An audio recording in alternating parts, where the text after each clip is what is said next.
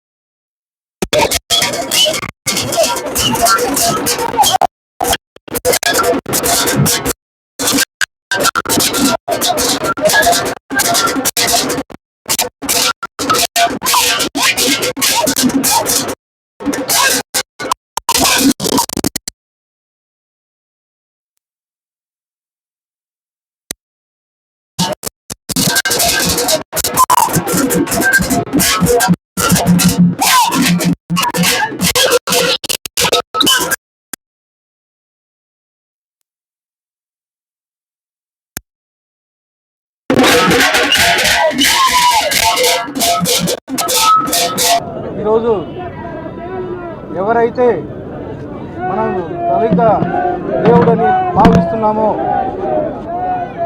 ఆ దళిత డాక్టర్ బాబా సాహెబ్ అంబేద్కర్ 134వ జయంతి సందర్భంగా నేను మా పార్లమెంట్ సభ్యులైనటువంటి అంబికా లక్ష్మీనారాయణ గారు, అలాగే జిల్లా అధ్యక్షుడు వెంకటేశ్వర యాదవ్ గారు, అలాగే జిల్లా ప్రధాన కార్యదర్శి శ్రీధర్ చౌదరి గారు, నాతో పాటు మా కార్యవర్గ సభ్యులు, తెలుగుదేశం కుటుంబ సభ్యులు అంతా ఇక్కడికి వచ్చి నివాళులు అర్పించడం జరిగింది.